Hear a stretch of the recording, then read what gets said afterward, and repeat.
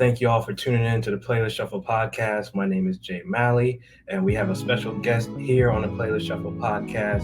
She is a music supervisor who I just happened to meet a week or two ago at the Atlanta Sync Up in Atlanta, Georgia.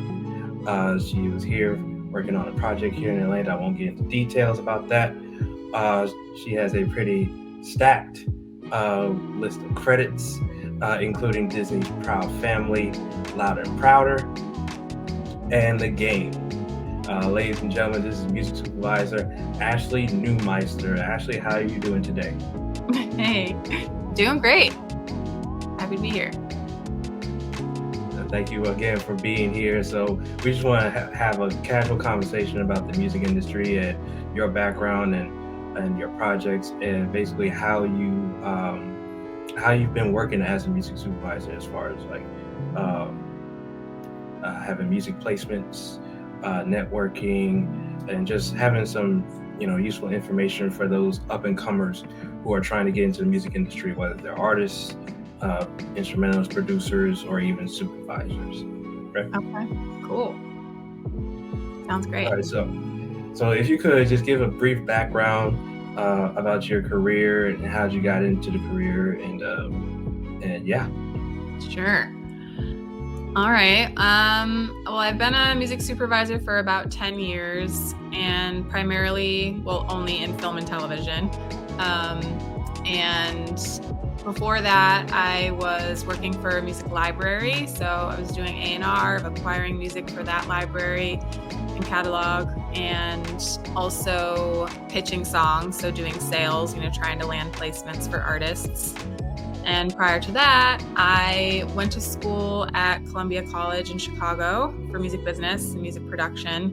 Thought I wanted to be a record producer, but through school, I pretty much decided I didn't want that lifestyle of long nights and working in studios with no windows for many, many hours and just being inside all the time. And so I learned about the job of a music supervisor. And so I moved to LA to pursue that, and, worked my way up and was able to make it happen. Nice. I do have a curious question. What was the first name of the music supervisor that you saw, whether it's on the end credits or any name that you heard of? That's interesting. I actually didn't pay attention to that. It was more like I just paid attention to the music in films and, that I watched growing up, but I didn't even know it was a job until I went to college. And my senior year in college, the head of our department was like, there's this job called music supervisor where you get to put songs and TV shows and movies. And he honestly didn't even know what the job was, but they were starting an extension program for it at our college out in LA. And so that was when I first knew that it was even a job. So, yeah. Yeah, I wanted to ask that question because a little bit of information about me.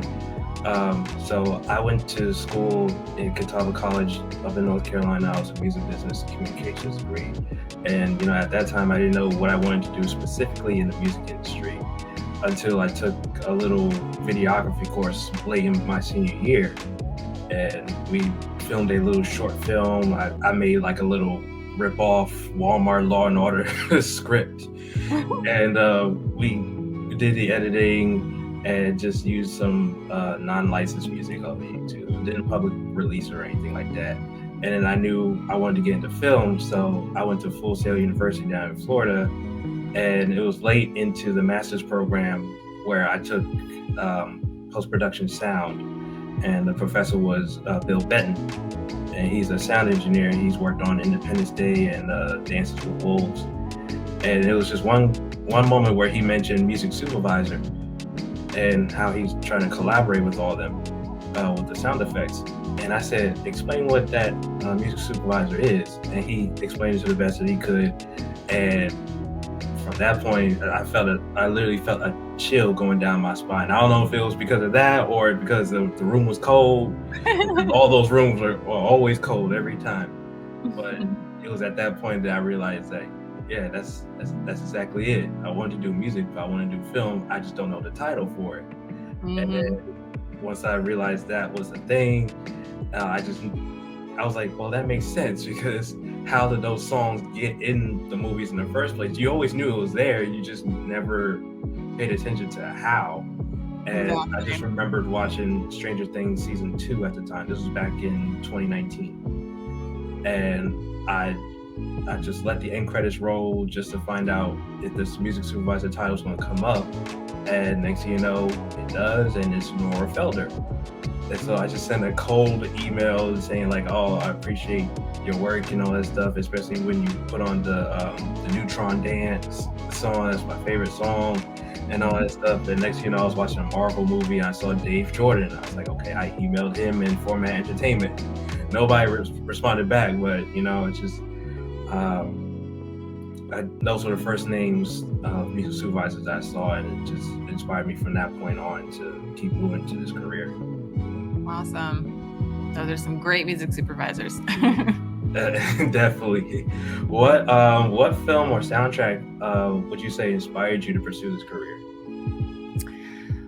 I mean, growing up, I think the films that I loved that were very like music driven were Dirty Dancing, Mm, was a big one, and Footloose was another really big one.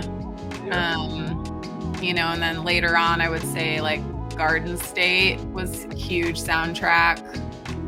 Um, yeah, those are probably the ones that stand out. nice. I always loved the animated soundtracks, Lion King, Tarzan, The Oh Princess yeah, Egypt. for sure. Yeah, all the Disney movies, of course. Yeah. Yeah. Any non-Disney movies, I should say. Oh man, there's so many. All the Marvel ones now too. All the Marvel ones, yeah, especially those. But oh man, there was this one actually, and it was kind of minor, but I remember the scene in Jurassic Park 3, Mm. and they were in a bar, and you heard Randy Newman's "Big Head, No Cattle." And they was just playing it at the bar, as it's like diegetic music, and I immediately like interpreted it as like these characters that were trying to bribe the main characters to go back to Jurassic Park Island. Hmm. And the part where he says like where I lie, lie, lie, I was like, wow, those characters really just lied. And so I think that was like I didn't realize at the time that it was a technique, but Hmm. when I grew up and I rewatched the movie, I thought, wow, I think they knew exactly what they were doing at that point. Yes. Yeah. Yeah, Is and it? then Oh, there's go the ahead. TV shows too, that were became known for music was such a big deal too. Like, of course, Grey's Anatomy, Breaking Mhm. Artists, from just having a placement on that show was such a big deal. That was a really big turning point in people being aware of the power of music and television, that show in particular. And The L Word was another cool one that I really liked. Oh man. Yeah, and lots of good songs on that. And then, of course, Vampire Diaries is another huge favorite. Yeah. Yeah, for me is the 100. Okay. Uh, a lot of good music on that one. I think that's when I got introduced to Chelsea Wolfe back in season 1, Hmm. and now watching Outer Banks, and like a lot of my playlist has now been growing because of that, because of those two shows. Nice. So typically, when you're working on a project, how do you approach, looking for songs and trying to clear them? It really depends on the project, and the showrunner and what their vision is for the music. A lot of them will have an idea already of the style of music that they want in their show. It also depends on, if it's a first season brand new show or if you're farther in, if it has more of an established sound or not. But if it's first season show, I'll typically talk to if it's television, you talk to the showrunner and see if they have anything in mind of the style that they want to go with as far as like genre wise. And then, often they'll write songs into the script too, so that gives me an idea of kind of where their head is at. And then, the other big determining factor, of course, is always the budget. So depending on what the budget is, that will tell me where I can source music from, if it's major label or publisher songs or not, or if it's more of the indie or more production library, just kind of depends on the budget. And so that's kind of like the first initial creative meetings, just getting an idea. And I'll start putting some playlists together of artists that I suggest to the producer and showrunner just to see if those are kind of on track with what they're thinking. But we don't really get into knowing exactly what we're going to need until we have locked picture and we get into spotting sessions, where you watch back the episode or the movie and you spot every place where there needs to be music and to talk about if that's going to be a song or score or not. And that's when you really get into the, searching for the right song once you have that picture. Do you often get to read the script before even production? I would say maybe half the time. Again, it really just depends on the project. I tend to work on a lot of projects that are very music heavy, like have some sort of musical element in them, like a character that's a recording artist or something, or there's a lot of on-camera performances. So on those shows, yes, I'm brought in pre-production because we have to record all of those songs before they shoot the scenes. So on that kind of a show, you're definitely brought in as early as possible. But if you're, brought in on, sometimes you're not hired until post-production because they don't need any sort of on-camera performances. It's just all of the background music. So in those cases, then no, I haven't always been brought in at the script phase. I prefer that, and now that I tend to work with a lot of the same producers and showrunners over and over, like we do have more of a working relationship where they'll bring me in as early as they can at the script stage. But if it's new people I haven't worked for before, then sometimes I won't get scripts. I'll just start getting a picture, after they've already shot it. Right. For me, for my first film, I was working on with my friends who I graduated from Full Sail with. So they immediately gave me the script because I had that leeway. Mm-hmm. And it was much more easier for me, I would say, just reading the script and getting ideas, just as far as like what the musical tone would be, not like certain songs that I would think of, but just get an idea of how I want the sound and the music to be. And then if the director, if he had any specific song ideas, then all the power to that. But if it was just me looking for anything, at least I get a head start. Yeah, definitely. So that was pretty great experience from that point. Nice. Yeah, and if you get the script, you can start to see like the places that they're gonna be. If there's like bars or locations, certain cities, things like that. It's really helpful to know to start playing music that makes sense for that. I always circle those little details, whether it's locations or if it was like a radio involved or an apartment.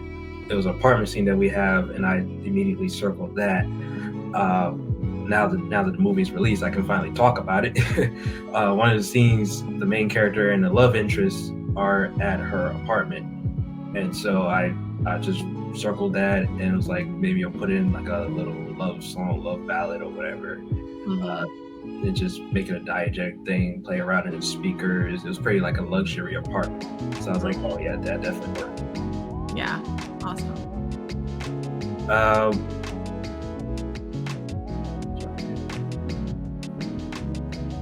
So how would you say you've evolved in the different stages of working from short films? Because I do see like you had a short film on your credits, according to IMDb, and then over to TVs and films. I actually started in TV Okay. And then got a few short films after that, and then moved into like feature films. But ultimately it for me and for everyone, it just comes down to your connections, right? And who you know and what they're working on. So I work for Farquhar Productions, and Kurt Farquhar is the owner, and his brother is Ralph Farquhar, who's an amazing writer, producer, showrunner, incredibly prolific, and worked on everything from Married with Children to Real Husbands of Hollywood and Proud Family. And that's how I got hired, was through him on Real Husbands of Hollywood. So that was my first TV show that I got to do, was through those relationships. He gave me my first chance of really fully stepping into that music supervisor role. So yeah, it just kind of depends on who you meet, and what they're working on. There tends to be, a producer, showrunner tends to do, if they're working in TV, they usually kind of stay in TV, versus if you meet a director that's a film director, they kind of stay in film. So, but sometimes there's some crossover, especially in the short film world. But yeah, it just depends on who you meet and those relationships that you maintain and what they continue to work on. I must say, I love Husbands of Hollywood. That used to be my show. It's hilarious. Yeah. Super funny. Yeah, it definitely was. So with a show like that, because I was curious, because there's reality shows, but with a show like that, I guess it wasn't too much of a reality. It was a spoof on reality. A spoof on reality. So is the process as far as music supervision similar to how regular reality TV, like the process? Maybe? I haven't done. Have I done any reality shows? I don't think so. I think the only one I did was Brave New Voices, which was more of a spoken word poetry competition. But that was a little different than like your stereotypical reality shows as well. But it is similar in that you're often building folders of music for the picture editors to just pull from. They don't usually hire composers, so they'll use instrumental music from libraries, and the music supervisor is often pulling music from those sources and putting them into different folders of like mood or genre, or like tension, dramatic, emotional, putting those folders together to give to the picture editors. Or if there's a music editor, like we're on Real Husbands, I was music editor, so I was actually the one that was pulling those songs and just cutting them into picture, or working with a picture editor in their edit bay, like sitting with them and helping them find the right music for the different scenes. So in that way, I guess it is, it's more about just, you're sourcing all of the music usually, or 80% of it from pre-existing music. It's not originally composed for the picture. So yeah. Okay, so I get the little exclusives on one of my favorite shows, so thank you for that. Yeah. So, there's just so many songs out there, and I can only imagine, artists are pitching you music, every day. How do you know when a song is just right for a scene for that specific project?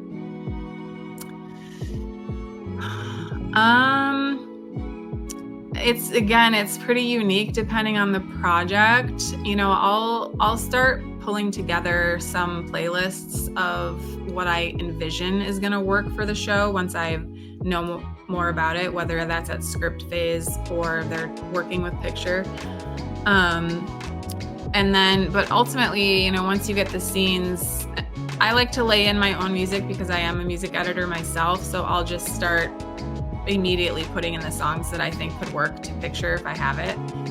And you just know, that's a skill that you just develop over time. Everything is subjective, obviously. Everyone's got different tastes, but that's a skill that you develop as a music supervisor as time goes on, like exactly how to identify the mood that a song is conveying, and then also whether or not it conflicts with like dialogue, which is always a big thing.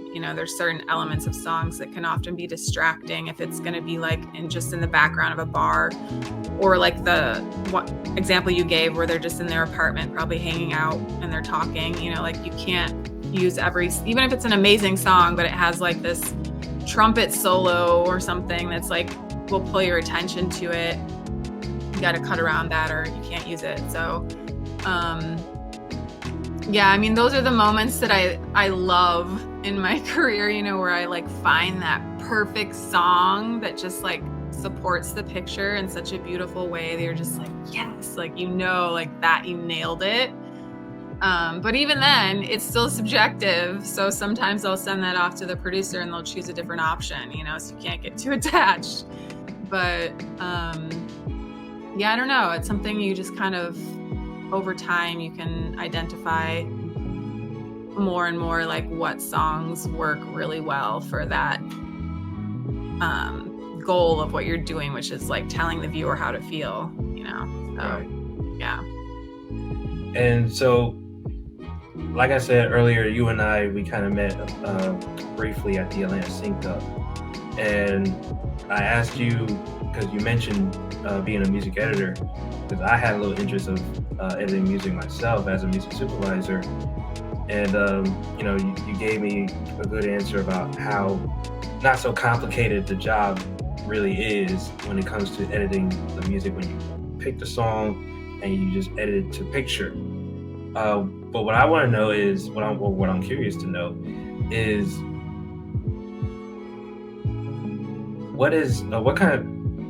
how do you approach the editing, or like what's your go-to editing decisions? Well, of course you got to work in Pro Tools, and the biggest thing that it is an art, right? So knowing how to edit a song to work for picture is the skill that you have to develop as a music editor, like knowing where to start and end the song, what sections of it to use, how to cut around certain things that might not be working. And then when you're doing that actual edit, making it smooth so it's not noticeable, like lining up the beats perfectly, and making sure that it fits the proper length, so all of that is the skill that you have to develop over time. And with that, it just comes down to practice and learning different tricks too, of like, adding certain like reverb or something, if you need to extend out a track a little bit longer, and also knowing how to keeping in mind how the song's going to be used once it's in the overall sound mix. Where is it going to be like sounding like it's from a small speaker? Is it going to be playing full and super featured? Like all of those things come into play when you're choosing like what section of the songs to edit and to keep, what will work best once you get to that final phase. Yeah. And you're editing based on the usage that was agreed upon from the request. Yeah, after the spotting. Mm-hmm. So, would you say that there's any certain genres of music where it gives you that wide range of editing decisions, or are there any genres that gives you any limitations, would you say?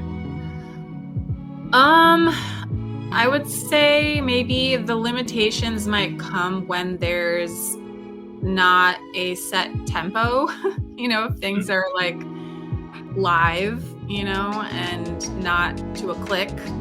And that can be a little bit of a challenge if you're trying to edit different sections of the song, or, certain genres have easier cut points than others. The drums are really heavy, and so you can know exactly where to cut something and where to line things up.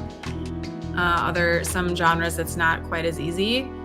And then the other thing is like, there's some songs that have fade outs and like tail outs versus an actual arranged ending, which is a really big difference. And when it comes to using songs within sync, most of the time you need some sort of ending. So the fade outs can work too, but I always encourage artists that are writing songs with the idea of having it placed into a television show or a film to create an actual ending versus just fading out. It gives the editor a lot more to work with, and sometimes we have to have an ending because it just would be weird to fade out, so that limits the use of some songs if they don't have that proper arranged ending. But I wouldn't really generalize certain genres as being easier than others necessarily. It's more about just the cut points of where you can line things up. A lot of times for me, because I like to do these sort of things during my downtime, and a lot of times I like to pick music that gives me more of a range, sort of. So when I say that, I say more instrumentation and more say background vocals. I love listening to music and it's got background vocals, and I could just see myself taking apart the stems, and I would take the background vocals, whether say it's a choir, and I like to solo the choir track onto a certain scene and let it play out, and then kind of sort of build from there. And maybe I'll add an instrument or two outside of drums until say it reaches the climax and stuff like that, and then just go all out and then put the song back to its original form. That's something that I always like to do just in my downtime. If I want to do that on a project that I get hired on, that'd be great.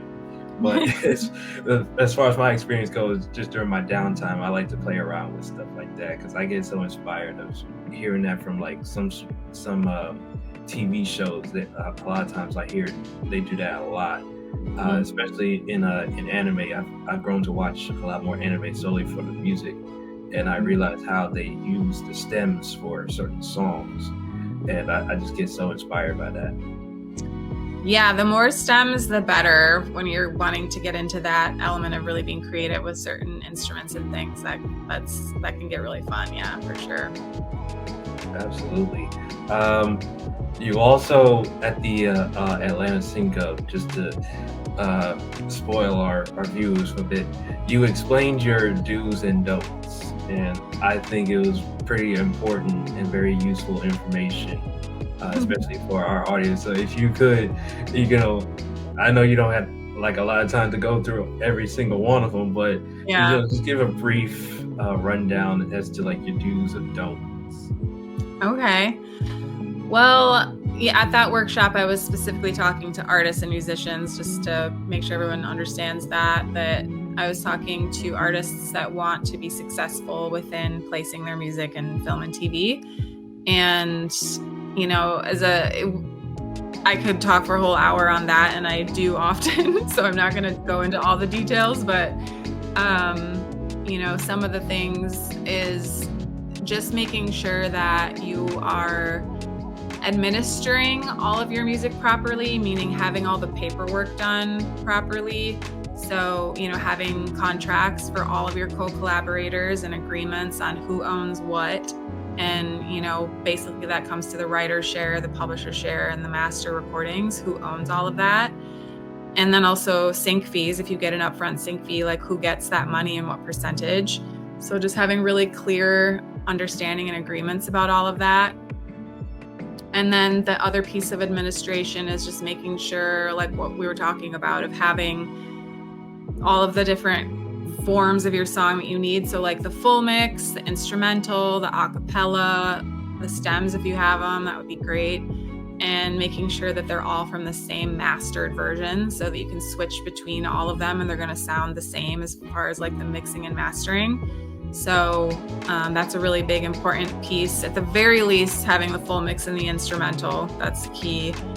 And then another, another tip is just, something pretty obvious, but it's being easy to work with, and having the ability to say yes as much as you can, whether that's to the fee that they're offering, the time frame, the deadline, whether or not you can get something done with those constraints.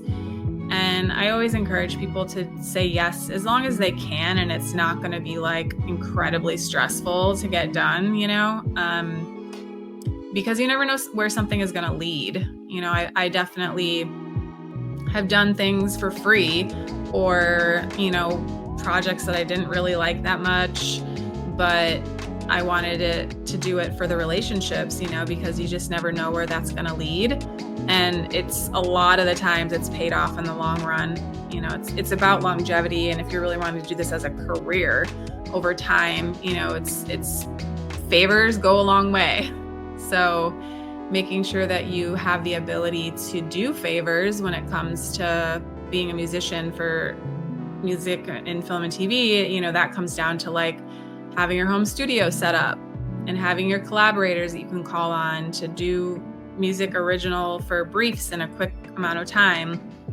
I would say everyone that's successful within sync licensing does that, because they get briefs and they might not have a song for it in their library already, and they'll just go and quickly create something in the next like 24 to 48 hours. And that's a lot of people have landed placements that way. So that's important to have your team, and have people that you collaborate with that you can do things like that. And that was the other thing that I think I really drove home several times is having collaborators, and not feeling like you can do everything yourself, because beyond, being able to take advantage of the opportunities to do things quickly, also you find out about other opportunities from your collaborators. Everyone's got different connections and they're on different lists of people that are looking for things. So the more you collaborate with, the more opportunities you're going to get, so that's a big part of it.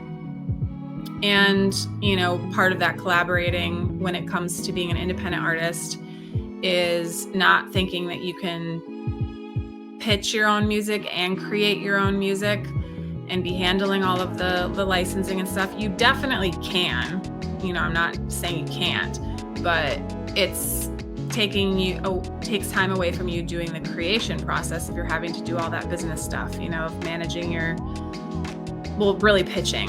It's about, it takes a lot of time and effort to find music supervisors, to build those relationships, to get on the brief lists, and to be a trusted source that we go to time and time again. You're competing with a lot of other catalogs and libraries and labels and publishers. So coming in as just an independent artist yourself, it takes a lot longer to build that reputation. So I always encourage artists to align themselves with someone as their representative, whether that's a sync agent or a library or catalog. And, you can do it on your own as well, but why not also have someone that's like representing you and pitching your music on your behalf? It's not going to hurt. So that's a big one. So that's probably enough for the do's for now. And as far as that was a whole list of do's right there. Yeah, that's a handful. And I would say maybe, for don'ts, it's kind of similar, right? It's the flip side of everything that I said, so don't be an asshole, don't commit to saying you can do things that you can't and then not being able to deliver. Like, don't turn in things late. That's a big deal. If you say you're going to do something and then you don't turn it in, like, that's horrible, because sometimes we're counting on you to do it. And if you don't do it, then it puts us in a bind. So if someone does that once, it's like, it's hard for me to give them another chance, unless I already have a long relationship with them where I know I can count on them and this is like a fluke. If you mess up a deadline one time, you're kind of out. So that's a big one. And then, don't pitch your music before you have all of your splits sorted and all of the various versions that you need, really take the time to get all of those agreements signed, and making sure that your business side of thing is all buttoned up and legit, before you start saying my music's available for license. It's a really big deal to make sure you have that all sorted out. Yeah, I totally agree on that, especially because everybody needs to understand that when people say time is money, everybody literally means time is money. And so if you don't reach the deadline, that falls back on us, or it falls back on that position. And next thing you know, we find that position for us, it gets a little harder for directors to trust, because we can't reach the deadlines because an artist failed to reach a certain deadline. I mean, it may not always happen, but we fear that may be the case. I can only assume.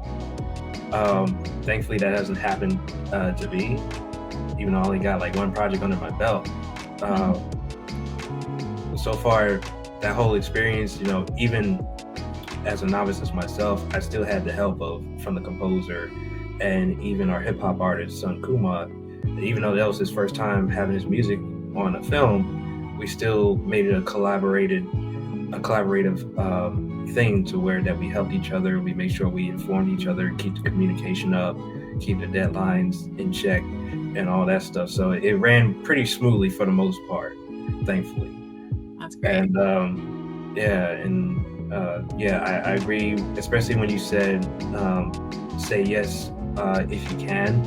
I know I work a full-time job outside this career, and I got an internship back in June, and I spent every day.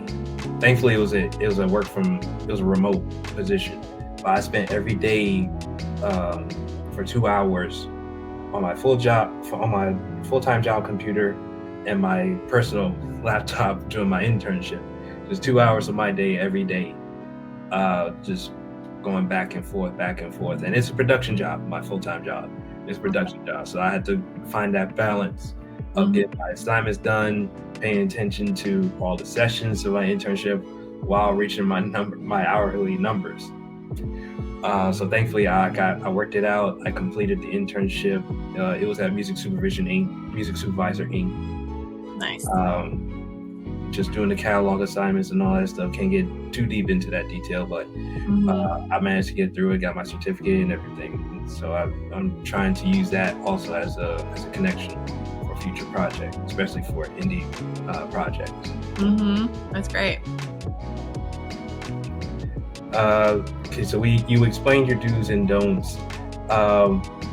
I always like to ask supervisors this question, but what is it that you look forward to when you're collaborating with, artists or vocalists, producers, or composers? I love the creative process, of just collaborating together and like coming up with a vision, right, of what ultimately the music's going to be used for, and then finding the right people to hire for that and getting them together and conveying the assignment, what's needed. And sometimes I'll put artists together that may not know each other previously, because I know they're going to work really well together, and then just overseeing that and giving them notes and making sure that it's, the best possible product before I send it on to the producer or the director. So I really like that. I like being in the studio too, when the vocals are being recorded, and just being in that environment, that creative environment. And then, other than that, being a music supervisor is a pretty solo gig, we're pretty much working by ourselves all the time on a computer wherever we work from. So other than going to the meetings of the spottings and the mixes where we get to see other people, but my favorite part of the job really is just finding that perfect song, of going out to my contacts of artists and seeing who has something that I think that might work, and going through it and putting it to picture, and then finding that perfect song, that's my favorite part of the job. And also just giving artists opportunities. There's not a lot of ways to make money as a musician anymore. So sync licensing is one of the few ways you can make some decent money. So I do love being able to give artists those opportunities. That's why I do the teaching and I have my online courses and things like that, because I really care about supporting musicians and making money, being able to support themselves so that they have more resources to continue making music. So, yeah. Yeah, that's really awesome to hear. Where could they find your classes? It's called Sync Secrets. So you can go to syncsecrets.biz, and there's a free masterclass that goes a little bit deeper into these do's and don'ts. So they can sign up for that masterclass there. You all heard it here, folks. Sync Secrets. Go check that out. Uh, I truly love the process too because, like I said, just taking notes on the script and then coming up with what I like to do is I like to pick up on the little things in the story. So my thing about working on this film Down for the Count was noticing the theme of like religious tones. So I made a note of that because we had our hip hop artist produce an original song, and so I pitched to him that give us a song that gives us religious undertones between heaven and hell, because those are the themes and the messages that goes on throughout the story. And just seeing that come to fruition, I wasn't a part of the whole recording process, but hearing the demos and the rough drafts, the rough cuts, I truly, that was like one of my favorite parts about the job. And then, as you know, Brianna Shelko, her hosting the Level Up camp, she invited me to one of those camps here in Atlanta, and I realized, just seeing that process come to fruition, I realized that I had never been a part of that, or I haven't been a part of that experience ever since I graduated out of my bachelor's in North Carolina as a music major. I was always a part of bands, composing a song for live performances every week. And that was always a fun time, just coming up with, what's the key major for this song? What's the lyrics? What's the verse 1? What's verse 2? What's the chorus? What's the bridge going to be like? And I haven't experienced that ever since I went to that Level Up Sync camp, or that Level Up camp. And then being a music supervisor for this project, it all just brought back all the memories, and it just made me be like, yeah, I definitely want to stick the course to this, because that was just a really fun experience. That's awesome. Yeah, similar for me, because I went to school for music production. And so it's fun for me to be in the studio too, and like be more involved with the actual original song creation. And you have a little bit of a dip into that world, because I'm not so much a recording artist myself. I mean, I'm starting to go into that direction, but I do like being around musicians. Yeah. Did you play the instrument? Yeah, I played piano like growing up, and now, I still play piano, but I'm more into sound therapy, so I play a lot of sound healing instruments like singing bowls and Native American flutes, and I have a harmonium and handpan and stuff like that. Oh, I gotta talk to you more about that.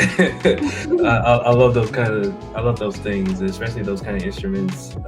Since COVID, I've just been listening to music from around the world and just trying to get used to all these instruments, around the world, around the globe, and how they originate, how they sound like, and how they mix that into modern music or just traditional cultural music. That's like one of my favorite things to listen to. And during the pandemic, I was all over the world, listening to Mongolian music, African music, Nordic. Awesome. Even Faroese. I know nothing about the Faroese. And then I just stumbled upon it when I was watching that show, The Last Kingdom. And the vocalist Ivor, her vocal range is just off the charts, and that just made me learn more about the culture. And so I definitely need to talk to you more about that. That's awesome. Okay, so do you think the conversations of Sync have grown more than when you first started until now? Definitely. Yeah. I've been, I guess, in this world for about 15, 16 years, and there's just way more competition now when it comes to artists trying to get placements because of the popularity of it, you know, because of shows like Grey's Anatomy, and, you know, the less money that's being made from album sales, you know, that took a dive in the last 20 years, I guess, 15 years. Yeah. So yeah, there's just so many catalogs and libraries and sync agents, you know, now that are also competing with all the major labels and major publishers. So it's definitely become a lot more competitive, but then also there's been a lot more production, right? With all these streamers that have come out. So there's a lot more need for music as well. So they've kind of gone hand in hand, but it does seem like the sync community, you know, has definitely exploded in the last like 5-6 years with all these conferences that are happening now, and more educational opportunities. It's definitely, yeah, way bigger than it was when I first started. Yeah, and definitely now we're seeing a whole bunch of mediums that are really kind of like setting the tone as far as what sync is doing for these songs, especially songs that have been around for decades. And obviously, I go to the obvious example of "Running Up That Hill." Yeah. That song's been around for ages, and now because of Stranger Things, that song has spiked up in streaming by like so much. Mm-hmm. And I just remember ever since then, and sharing my passions for this career. My friends from my school in North Carolina, they're now contacting me and trying to learn more about, you know, what sync is all about and how could it possibly be beneficial to them. Because ever since COVID, I remember watching them perform live on, you know, Instagram Live and Facebook Live and asking for donations because of the pandemic, everything's closed and stuff like that. And music, you know, took a huge hit, especially for the up and coming artists. So I think since then, since the pandemic, the concept of sync has really honed in on the mentalities of the artists, of the up and coming artists, for sure. Yeah, definitely. I agree. I did mention earlier that you also worked on the new Proud Family series. Mm-hmm. So I just want you to explain, like, going into it, how did you get to the gig, or who told you about the gig, and what was the process like for working on this memorable show? It's such a great show. I love it so much. This is Bruce Smith and Ralph Farquhar are the showrunners for that. So I mentioned Ralph before. I've worked with him on several shows. So that's how I got the gig, through Kurt Farquhar, my boss, and then Ralph, you know, bringing us in, both of us, and he's the composer and I'm the music supervisor, music editor. And Ralph and Bruce love music. So they write a ton of songs into the script, and there was a lot of also original songs that we created for that. There was a soundtrack for the first season, and there hopefully will be for the next couple of seasons too. We've got some really amazing artists that we were able to bring in to sing on the songs. And so there was quite a bit in pre-production, you know, of getting all those songs written. So bringing in lots of different writers and performers. Most of the songs were re-sung by the cast members. So, you know, getting the demo versions created, but then having cast members re-sing them. And animation is a whole different thing because it takes so much longer. You know, I've been working on one season. I think by the time it comes out, we'll have been working on it for like 2 years at least. So like it's, you know, a really long process of just getting the animation done. So it moves a lot slower than your typical television series, a lot slower. So yeah, and then, you know, there's a lot of clearance involved. Disney does that in-house. so I don't really have to deal with that too much. But all of the songs that they have written in the script, getting those cleared in time, and then I find any additional songs that are needed from independent artists once we have the locked picture. So yeah, the musical style was pretty established already. You know, it's pretty like hip hop, R&B, soul, funk world, with occasional like pop music thrown in there. We did one too, like Western themed album or themed episodes. And this coming season, there's a couple episodes that are like taking place around the world. So I got to find like a Nigerian artist and a artist from Paris, and you know, things that were very specific to where the episodes were happening. So that was really fun. So yeah.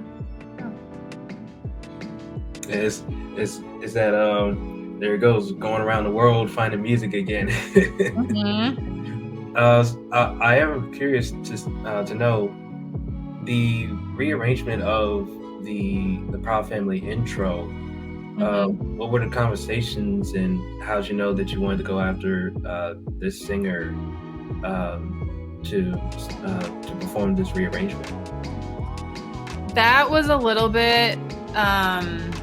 I didn't have a ton to do with that. I did recommend a bunch of singers. I mean, they knew that they wanted to redo it. You know, there was some talks of having the original, you know, it was Beyonce was on it. So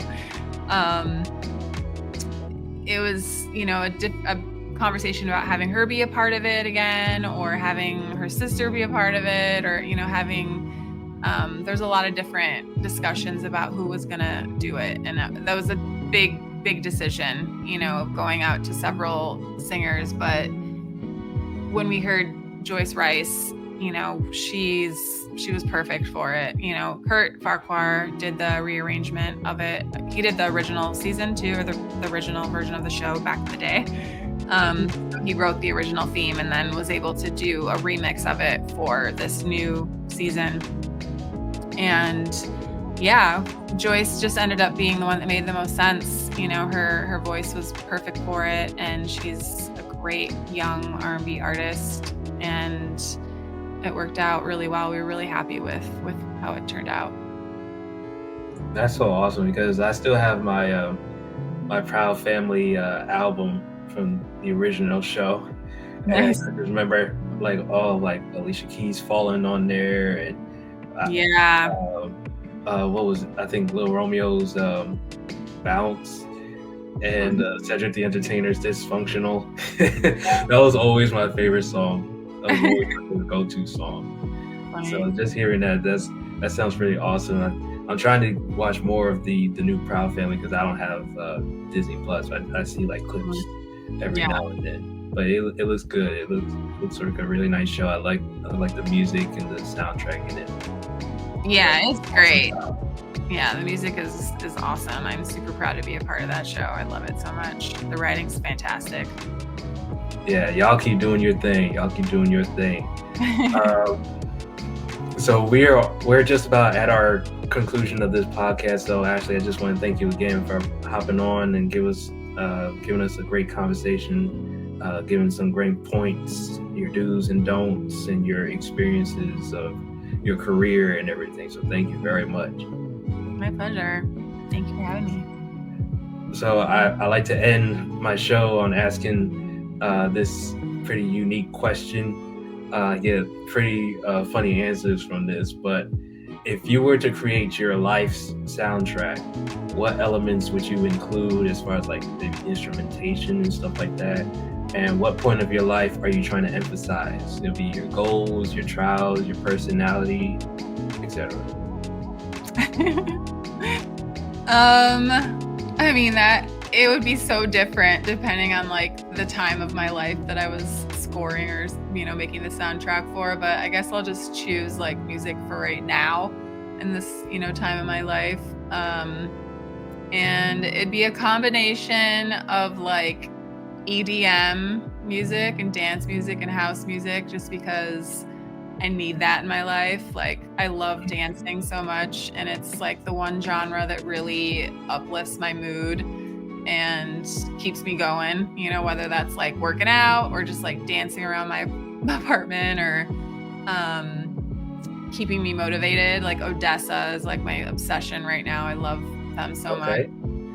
And then I have this other side of me that's very into like sexy R&B music, and there's a little bit of a renaissance of like 90s R&B kind of vibe coming back, and I love all the R&B artists that are starting to get some popularity, like Masego and Lucky Day and Ella Mai, and there's just so many amazing R&B artists now, and I that's like totally my vibe too.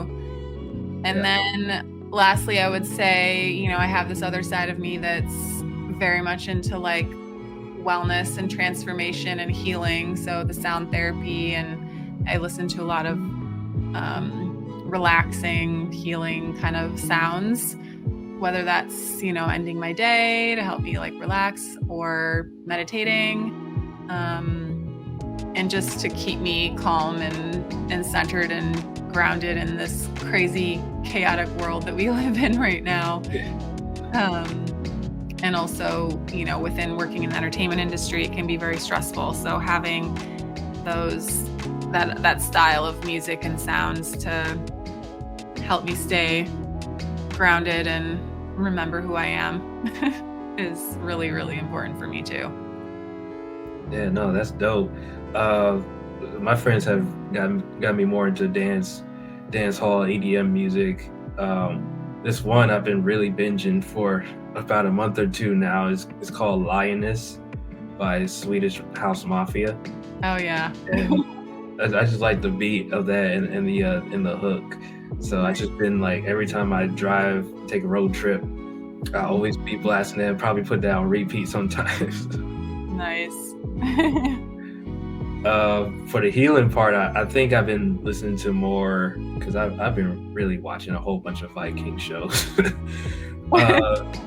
Just a whole bunch of those Viking songs have really just been coming up and populating on my playlist. And, especially like some of the more softer Nordic chant vibe type music. I just be like playing those whenever I just want to lay down and chill, put on my Bluetooth earphones, just escape and quiet down all the noise and stuff like that. It's awesome. Yeah. By the way, I meant to say earlier that I used to play clarinet back when I was in middle school, high school, concert band. Nice. And then I switched over to percussion and a little bit of bass, a little bit of piano, and just self-teaching myself from that. But I tell people a whole bunch of times that I'm retired from performing, because I've been performing for like 12 years. Wow. Nice. Yeah. But again, Ashley, thank you so much for coming on. You gave me a good hour, so good hour having this conversation and this interview. It was a pleasure meeting you at the Atlanta Sync Up. It was a pleasure having you on a Playlist Shuffle podcast here at the Premier Lounge Talk, and really hope that we can stay in contact with each other, and we talk more about the music therapy stuff. And just thank you again for what you brought to this podcast. We truly appreciate it. My pleasure. Yeah, let's definitely stay in touch.